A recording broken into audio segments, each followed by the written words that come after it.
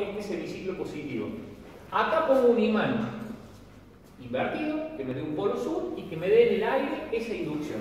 Los pongo juntos y digo, perfecto, mira, espacialmente dibujé una onda y mientras los dos imanes estén en esa posición, la onda, ese gráfico de cómo estoy midiendo la inducción, se mantiene en ese lugar. ¿Qué implica que sea viajero? Que si es producida por esos imanes se mueven y por ende el campo se mueve con ellos. Eso sería este campo magnético viajero. Pero ¿qué ocurre? Eso cuando yo tengo dos imanes que los puedo mover. El ejemplo de los polos inductores de la máquina. Los polos inductores no son imanes permanentes, son electroimanes, pero me dan una inducción de distribución senoidal. Que mientras yo los tenga excitados, no importa si se mueven o no, me dan un polo positivo y un polo negativo, un polo norte y un polo sur. Y en la medida que esos polos se mueven a velocidad de sincronismo constante, ese campo es un campo viajero.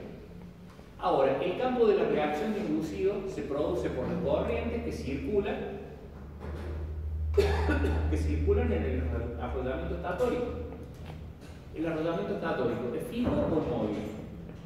Si es estatórico, es fijo. Entonces, corrientes que circulan en un arrollamiento estático me darán un campo estático o móvil. Algo de esto dijimos en la primera clase aquella introductoria que hicimos. Y ahora lo vamos a demostrar en números. Para eso vamos a hacer este análisis. Esta es una espira, o una bobina en realidad, que estamos viendo puntualmente sería una bobina como esta. De NB espiras, en donde le hago un corte acá a la mitad, la arrebato y miro los conductores de frente. Entonces, este lado es el que tengo acá, este lado es el que tengo de acá, lo que veo atrás es la cabeza de bobina posterior y tengo corriente entrante acá y saliente acá. En la medida que circule corriente por esa espira, me va a producir un campo magnético que va a tener una distribución como la que tenemos ahí, en donde tenemos un campo que circula en sentido horario en función de la corriente entrante de la derecha y en sentido antihorario en función de la corriente saliente de la izquierda, que me da un campo que va a tener polaridad norte arriba, polaridad sur abajo o no. No. ¿Qué polaridad me da? Norte abajo y sur arriba, porque las líneas van hacia arriba, es decir, salen de un norte y llegan a un sur. No. Se salen de... A ver, no sé, lo que estoy haciendo es pensar a ver si se despiertan. No. ¿Lo dije bien la primera vez o la segunda? Salen del norte y entran por el sur. Sí. Bueno, ahí está la diferencia. Depende quién está produciendo esas líneas. Si a esas líneas me las estuviese produciendo una fuente externa, vendrían desde un norte y llegarían a un sur. Pero si a esas líneas me las está produciendo la corriente que circula en la propia bobina, esta bobina es la productora de campo. Entonces, salen desde la bobina y llegan a la bobina. Arriba tenemos norte, abajo tenemos sur. Porque este es el imán, básicamente. Imagínenselo que ese es un imán que tiene el norte de arriba y el sur de abajo. Las líneas salen del norte, se cierran y vuelven al sur. El imán no es externo, es la propia bobina por el hecho de que le está circulando corriente. Entonces, correcto el razonamiento de vuestro compañero, que tiene medio brillo.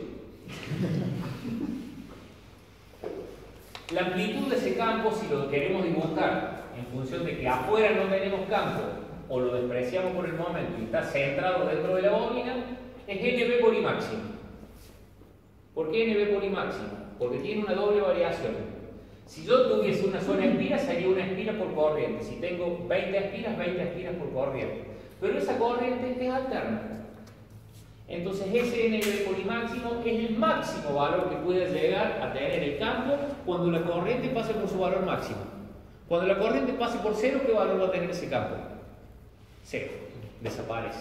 Entonces, ¿qué hacemos? Desplazamos el eje de referencia y la conformamos como la tenemos acá. Vamos a suponer que dentro de esta ranura donde teníamos los NB conductores, que son 6, y dentro de la otra, del otro lado activo, donde tenemos los 6 conductores, hay, desde los ejes de la ranura, los 3 conductores del lado de adentro de cada una de las ranuras si ponemos acá el eje de referencia, son los que me producen el semiciclo positivo. Y los tres conductores del lado de afuera los que me producen el semiciclo negativo. Y por ende ahí sí tenemos una onda que acá tenía valor adentro y no tenía valor afuera de la bobina. Acá tiene la mitad del valor adentro y la mitad del valor afuera de polaridad contraria.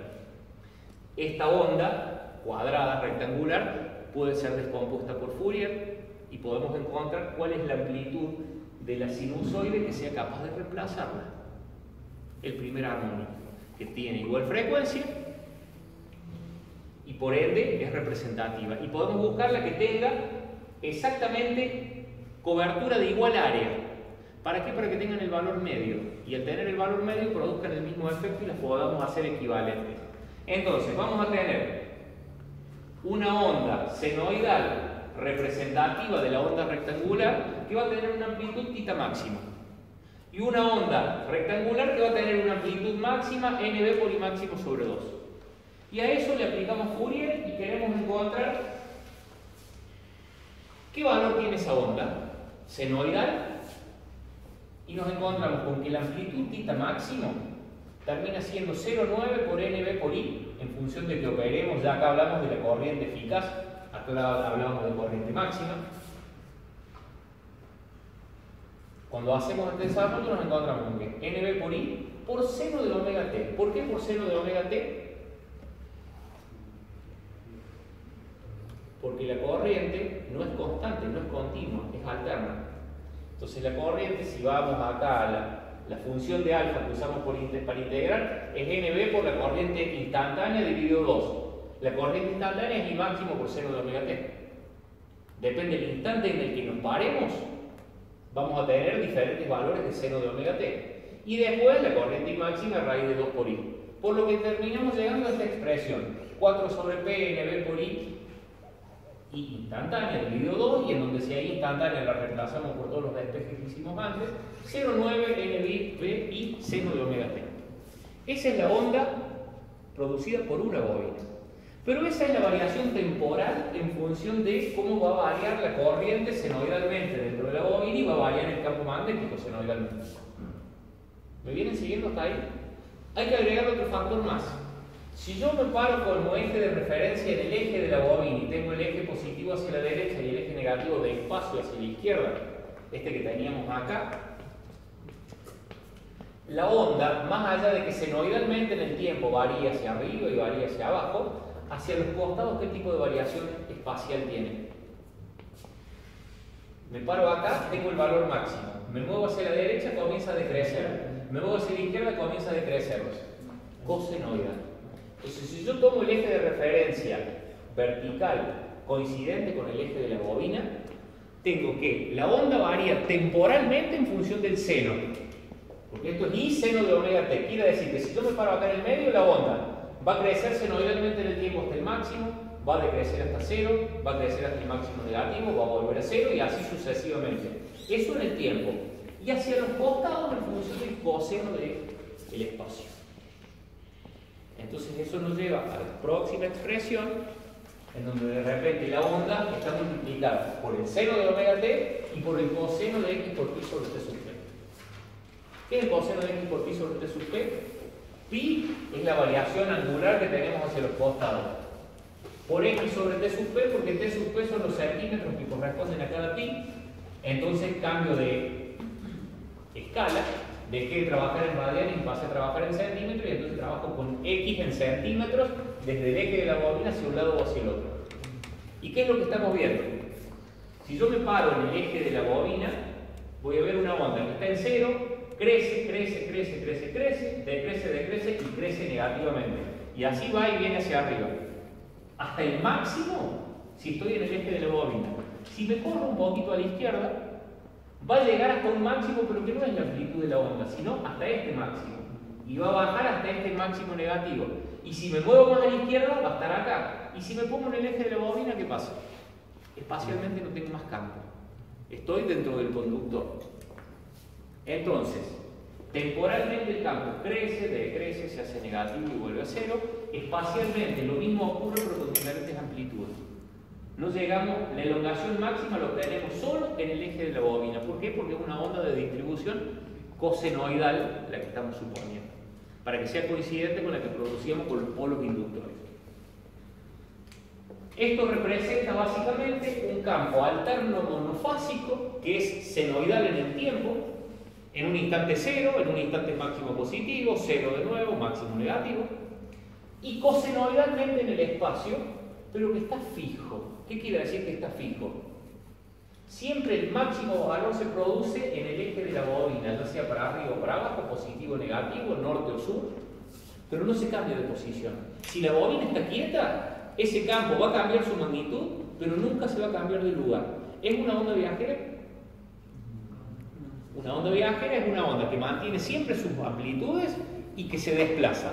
Este cambia sus amplitudes y está quieto. ¿Es una onda viajera? No. Es una onda variable en el tiempo, distribuida cosenoidalmente en el espacio, pero que no se mueve. Está quietita y como la bobina es del estator, no va a cambiar de lugar. ¿Qué es lo que hacemos acá? Reemplazamos, en lugar del NB que teníamos antes, le ponemos N sobre P. ¿Por qué? Porque nosotros vamos a trabajar siempre con una fase, y la fase tiene N espiras. Si la dividimos por P, ¿por qué no la dividimos por Q si recién habíamos dicho que N es igual a P por Q por NB?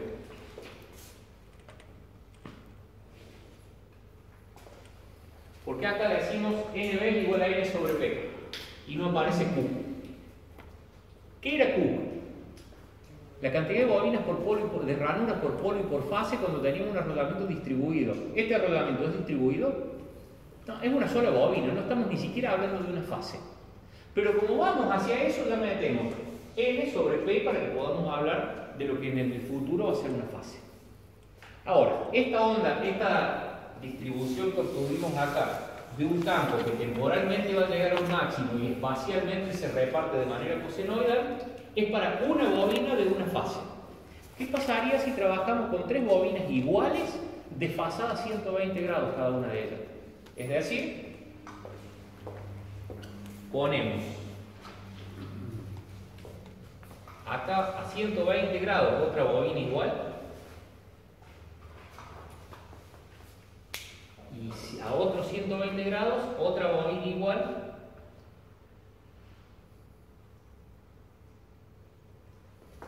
Tres bobinas desfasadas a 120 grados. A cada una de esas tres bobinas idénticas desfasadas a 120 grados en el espacio, porque desde acá hasta acá tenemos 120 grados y 120 grados. ¿Qué pasa si a esas tres bobinas le hacemos circular tres corrientes que varían senoidalmente en el tiempo, pero que en el tiempo estén desfasadas a 120 grados una de la otra? Una corriente trifásica que llegue desde el exterior y lo hacemos circular sobre esas tres bobinas. Sobre la original vamos a tener el campo que teníamos recién. Sobre la segunda, que está a 120 grados a la derecha, vamos a tener el mismo campo, que también varía en función del seno de omega t menos 120 grados, porque 120 grados atrasada en el tiempo, y que cosenoidalmente también va a estar desplazada a 120 grados. ¿Por qué? Porque la negra está a 120 grados a la derecha del azul. Si yo cuento espacio hacia la derecha, hay 120 grados en el espacio, pero a su vez en el tiempo cada una tiene corriente desfasada temporalmente. Y para la tercera voy a tener la misma composición, pero la corriente que le aplico está en el tiempo retrasada a 120 grados y la bobina, ya 240 del primero o 120 de la segunda, y la bobina está a 240 grados de la primera o a 120 grados de la segunda. Tres campos idénticos de distribución cosenoidal en el espacio, pero uno ahí, el otro acá, y pongámosle el otro por acá. Después veremos bien, no nos está dando la composición, pero tenemos los 120 grados. Tres campos desfasados distribuidos cosenoidalmente en el espacio, producidos por tres corrientes distribuidas senoidalmente en el tiempo. ¿Qué quiere decir? Que no van a oscilar hacia el máximo positivo y hacia el máximo negativo en simultáneo, sino que se van a ir alternando como un sistema trifásico. ¿Qué es lo que queremos hacer? Por equivalencias trigonométricas, seno de omega t por coseno de x por pi sobre t sub p, o seno de omega t menos 120 por coseno de x por pi sobre t sub p menos 120, y lo mismo para 240, puede reemplazarse por estas tres expresiones que pusimos ahora. jugando trigonométricamente. En el apunte lo tienen desarrolladito de punta a punta. Lo que queremos ver es el efecto más que el cómo se calcula. Si rearmamos en función de estas nuevas expresiones, nos encontramos con que nos quedó como factor común el mismo 0,9 n por i sobre p como factor común, pero ahora sí multiplicado, en lugar de por seno de omega t por coseno de x por pi sobre t sub p, por algo más complicado. Cambiamos esto por todo esto. Cambiamos esto por todo esto, cambiamos esto por todo esto. Son equivalentes. Pero más allá de ser más complicado, nos permite hacer un análisis a ojo mucho más simple. ¿Qué vemos? Los primeros términos de cada una de las ecuaciones son un medio seno de omega t más x por pi sobre t sub p, un medio seno de omega t más x por pi sobre t sub p menos 240 y el otro menos 120. Básicamente son tres vectores que en el mismo instante están desfasados 120 grados uno respecto del otro. ¿Qué pasa cuando yo tengo tres vectores de la misma amplitud que en el mismo instante están desfasados 120 grados uno del otro? ¿Qué resultado me da? Azul acá, rojo acá, negro acá. Si esos tres vectores me están representando tres tensiones que concurren a al mismo arrollamiento, tres campos que existen en el mismo lugar, o tres fuerzas que concurren a un mismo punto en el mismo instante, ¿qué resultado me da? Cero. Entonces, la suma de los tres primeros sumandos da cero. Recordemos, esto es campo magnético, que concurren en el aire, están en el mismo lugar. No los puedo sumar con calculadora, pero existen en un mismo lugar tres campos que puedan mantenerse independientes uno del otro. Tengo un imán acá y le traigo otro al lado. ¿Puedo decir, no, va a haber un imán que va a producir tal campo y otro tal campo y los dos son diferentes porque son de diferente color? No. Los campos magnéticos terminan sumándose entre ellos, reaccionando, y si eran dos vectores me van a dar un vector resultante. Se suman vectorialmente. Entonces, si en el mismo instante, en el mismo lugar, tengo tres campos, los tres se van a sumar y me van a dar un resultante. Si los tres son tres vectores desfasados 120 grados uno del otro, me dan cero. Toda esta parte de la izquierda desaparece. ¿Y qué me queda? Solo la parte de la derecha. ¿Qué diferencia hay entre el de arriba, el de abajo y el de abajo en los de la derecha? Son iguales. Si son vectores, son tres vectores que están en fase en el mismo instante. Entonces la suma de los tres me va a dar el triple de cualquiera de ellos.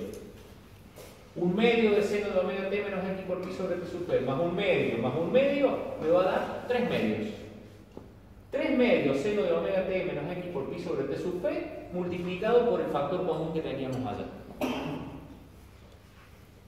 Y acá tenemos, si lo sumamos, 3 medios de 0,9 n sobre p seno de omega t menos x por pi sobre t sub p. 0,9 por 3 medios es 1,35. Por la misma cosa, y si ahora le incluimos, porque el sistema es trifásico, el m que recién metimos en las pérdidas porque el sistema era trifásico, pero dividimos por 3 porque el sistema es trifásico, o sea, la suma de lo que obtuve acá es de un sistema trifásico, pero para poder ponerlo en función de m y adaptarlo a cualquier número de fases, lo divido por 3 para hacerlo monofásico y lo multiplico por m para hacerlo de la cantidad de fases que yo quiera. Entonces por eso lo multiplico por m sobre 3. Y también lo multiplico por el factor de arrollamiento. ¿Cuánto vale el factor de arrollamiento por este arrollamiento que estuvimos viendo? 1. ¿Por qué vale 1? Porque eran tres bobinas iguales, concentradas y ¿qué más? ¿Qué iba a decir? En realidad tiene múltiples espiras cada bobina, pero eso no importa. Lo que importa para saber si el arrollamiento es concentrado o distribuido es cuánto vale Q. ¿Y cuánto vale Q? 1. Porque cada una de las tres fases tiene solo una bobina. Entonces eso me lleva a que es concentrado y no distribuido. Entonces recordemos esto, el factor de arrollamiento, zeta, era igual a zeta de distribución por zeta de paso, alfa P. Zeta de distribución 1 porque estas son tres fases independientes, cada una formada por una única bobina. No hay arrollamiento distribuido. ¿Cuánto vale el paso de estas bobinas? Es diametral. Entonces, Para paso diametral, cita de alfa P igual a 1. Para bobina concentrada, cita de E igual a 1. 1 por 1, 1. Factor de rodamiento, entra solo factor sin dividir por nada, porque nuestro rodamiento es de factor igual a 1. Entra M dividido 3 porque nuestro rodamiento era de 3 fases. Y con eso llegamos al resultado que tenemos acá a la derecha. 0,45 psi KMNI sobre P, seno de omega T menos X por pi sobre T sub P.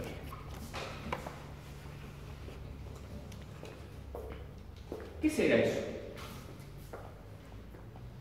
Cuando vimos la primera onda que habíamos estudiado, que decíamos que era 0,9 n por i por seno de omega t por coseno de x por pi sobre t sub p, era una onda estática, distribuida cosenoidalmente en el espacio, variable senoidalmente en el tiempo.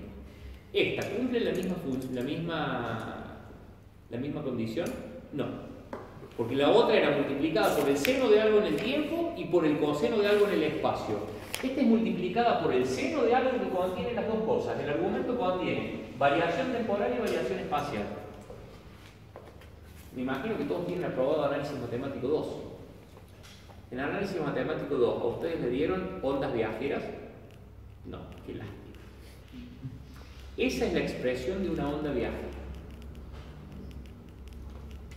Cuando ustedes ven una expresión que está multiplicada, una constante, por el seno de una variable en el tiempo menos el espacio, eso es una onda viajera. Y puntualmente, sinteticémoslo acá en un gráfico, la suma de esas tres ondas, la azul, la verde, la roja y la negra, que en el tiempo se alternan de diferente manera y que en el espacio están desfasadas a 120 grados, nos terminan dando una onda como esta, que mantiene su amplitud positiva siempre, que mantiene su amplitud negativa siempre y que viaja con una velocidad v hacia la derecha o hacia la izquierda, hacia el lado que queramos. ¿Qué puede ser? Que primero esté en esa posición, que después está en esta, que después está en esta, que después está en esta, y así se va desplazando, va cambiando de posición. Y acá vamos a hacer un análisis. Si yo supongo esto es la sucesión, instante 1, instante 2, instante 3, instante 4, es decir, yo cada un segundo abro los ojos y miro. En el instante 1, la onda estaba en la primera posición. Cerré los ojos, los abrí un segundo más tarde y estaba más a la derecha. Un segundo más tarde los vuelvo a abrir y estaba más hacia la derecha. ¿Qué pasa en esa onda? Yo puedo hacer dos análisis. Puedo trazar una línea vertical o puedo trazar una línea horizontal y ver qué comportamiento tiene esa onda. Línea vertical, si esto es el espacio que cuenta hacia la derecha, quiere decir que acá estamos en una posición estática. ¿Qué veo? Imaginemos que yo traigo dos carpetas, tapo lo que tengo a la derecha y a la izquierda y dejo solo esa rendija para ver sobre esa línea qué pasa. ¿Qué voy a ver cuando la onda esté viajando detrás de estas carpetas sin verla, pero que vea solamente esa rendija? Voy a ver un punto que estaba arriba, que bajó, que llegó a cero, que se hizo negativo, llegó al máximo negativo. En el tiempo, en un punto fijo, el punto oscila senoidalmente. ¿Qué pasó si con estas carpetas tapo lo de arriba y lo de abajo y veo qué pasa en el tiempo? Primero estaba acá, después acá, después acá, después acá. Eso es una onda viajera, una onda que cambia de posición y que para un punto fijo me deja ver un punto que oscila y para el otro es un punto que se desplaza hacia la derecha. Esto que tenemos acá, ¿será esa onda viajera? Ahí la tenemos dibujada y casualmente podemos hacer el análisis. La onda va a tener esta amplitud 0,45 psi MNI sobre P y el seno, en función de ese argumento, es lo que nos va a dar el hecho de que sea o no viajera. Para poder analizar lo que pasa en el segmento vertical ese que les dibujé primero allá, ¿qué tiene que ocurrir? Tenemos que quedarnos en un lugar quietos. Tenemos que fijar el espacio. Tenemos que hacer que la variable x se mantenga constante. Entonces, ¿qué vamos a hacer? Que x, que es la variable espacial, por pi sobre t sub p, se haga constante. ¿En función de quién va a variar la onda? Seno de omega t menos algo. Imaginemos, nos paramos al metro y medio del origen. Seno de omega t menos 1,5. ¿Qué es eso? Una constante que varía en función de seno de omega t menos 1,5. ¿Qué tipo de variación tengo? ¿Varía el espacio? No, porque el espacio no existe más. Pero el tiempo corre. Entonces, en la medida que el tiempo corre, tengo una variación que baja, baja, baja, que sube, sube, sube, que baja, baja, baja, que sube, sube, sube. Lo mismo que vimos recién. Esquemáticamente, gráficamente, tratando de ilustrarlo, acá vemos que matemáticamente se cumple. Cuando yo en esta onda fijo el espacio, me queda solo una variación temporal sin moverme. ¿Qué pasa si nos movemos al otro instante? ¿Qué pasa? La amplitud que tengo en el primer instante es igual a la del segundo, igual a la del tercero, igual a la del cuarto. Entonces, de alguna manera, para que los 4 instantes tengan el mismo valor, quiere decir que el argumento del seno no tuvo que cambiar. Pero ¿puede no cambiar el argumento del seno? Si está en función del tiempo. ¿Podemos frenar el tiempo nosotros? No. Pero ¿qué podemos hacer ya que el tiempo nos frena para que el argumento siempre sea constante? ¿Qué otra variable tenemos que podemos manejar nosotros? El espacio. En la medida que el tiempo corre, porque el reloj marcha y se nos hace la hora de irnos, yo empiezo a caminar para el lado de la puerta. Entonces, en la medida que me muevo hacia la derecha a la misma velocidad que el tiempo cuenta en sentido positivo, pongámosle, logro mantener igualado el argumento y por ende se me mantiene siempre el mismo valor en el resultado de la onda. ¿Y qué es eso? Ir cambiándome de posiciones, moverme hacia la derecha. Si logro hacer que esto sea constante, quiere decir que omega t menos x por pi sobre t sub p tiene que ser constante. Entonces, si el tiempo crece, indefectiblemente x también tiene que crecer. Entonces, esta expresión me representa básicamente una onda que mantiene siempre su amplitud y que cambia su posición en el espacio. Es una onda viajera. Si logro hacer que esta onda viaje a la misma velocidad que los polos inductores que tengo en la máquina, porque recuerden que a los polos los estamos impulsando a velocidad sincrónica, constante. No sabemos a qué velocidad va a marchar esta onda, pero si los logro hacer marchar a la misma velocidad, al campo estatórico y al de los polos, ¿qué va a ocurrir? Dos campos que coexisten en el mismo lugar y que ambos son senoidales, ¿qué resultante me dan? Dos ondas distribuidas senoidalmente en el espacio, sumadas, que me dan otra onda también senoidal, que según estén en fase o un poco desfasadas, se van a sumar dándome más amplitud o menos amplitud, al extremo de que si tienen la misma amplitud ambas, y yo tengo la del estator acá y la del rotor acá, ¿cuál va a ser la resultante de esas dos ondas? Una que va a contener la amplitud de las dos. ¿Qué pasa si de repente se acomoda la que dibujé en negro acá y la que dibujé en azul acá? ¿Qué va a pasar con la resultante? Me va a dar un valor menor en función de cuál es la mayor de ellas. Si las desfaso, no 0 o no 180 grados, sino valores intermedios, me van a dar también resultados senoidales. Pero eso siempre que se muevan a la misma velocidad. Y es lo que ahora queremos ver. Sabemos que esta onda producida por el arrollamiento estatórico, producido por 3 fases, en las que circulan 3 corrientes desfasadas a 120 grados, es una onda que mantiene su amplitud y que se mueve. Queremos ver si esa velocidad concuerda o no con la del estator. Y para eso pasamos al siguiente análisis. En el mismo gráfico vamos a considerar este punto P. ¿Cuánto vale en ese momento la amplitud de la onda? Si estamos en ese momento, en ese instante, 0. Entonces, ¿qué tiene que ocurrir para que ahí sea 0? Esta expresión que era algo así como tita igual a tita i 0,45 zeta m n i sobre p por seno de omega t menos x por pi sobre t sub p. Si 0,45 no puede hacerse 0, el factor de arrollamiento cuando yo construí la máquina no puede hacerse 0, las fases no pueden hacerse 0, n no puede hacerse 0, p no puede hacerse 0, y aseguro que la corriente se mantenga constante, ¿qué es lo único que puedo hacer para que todo esto se haga 0? que el seno de ese argumento sea 0. ¿Qué tiene que ocurrir para que ese seno de eso sea 0? Que el argumento sea 0. Para que omega t menos x por pi sobre t sub p sea 0, quiere decir que omega t tiene que ser igual a x por pi sobre t sub p. Entonces, si planteo eso, para que dé 0, omega t tiene que ser igual a x por pi sobre t sub p. En función de eso, ¿qué puedo hacer? Despejar x sobre pi. X sobre t. ¿Qué es x sobre t? El espacio en el sentido del cual me estoy moviendo, dividido el tiempo en el que me estoy moviendo. La velocidad en la que se mueve la onda. X sobre t, t sub p por omega sobre pi. Velocidad espacial a la que se está moviendo esta onda viaje. Veamos qué podemos hacer.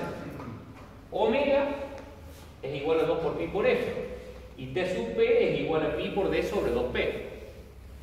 Omega igual a 2pi por f, electrotecnia. Pulsación en función de la frecuencia. T sub p, ¿qué era? Paso polar, que era igual a pi por el diámetro del inducido dividido la cantidad de polos. Entonces, si reemplazamos todo eso en la expresión de la velocidad, nos encontramos con que la velocidad es esto que tenemos acá. De Tp por omega dividido pi se transformó en esa cosa rara que tenemos. Veamos cuánto es la velocidad tangencial del rotor. El rotor que está marchando a velocidad constante, pero que queremos calcularla. Es igual a la pulsación mecánica por el radio. La pulsación mecánica es 2pi por n sobre 60. 2pi la cantidad de radianes que tenemos en una revolución, multiplicado por el número de revoluciones por minuto, dividido 60 para transformarlo en radianes por segundo. Por el radio, que es diámetro sobre 2. Tenemos velocidad tangencial del campo este que calculamos recién y velocidad tangencial del campo rotórico, de los polos que se están moviendo a velocidad mecánica n. Igualémoslas y veamos qué dan. Cuando las igualamos, se empieza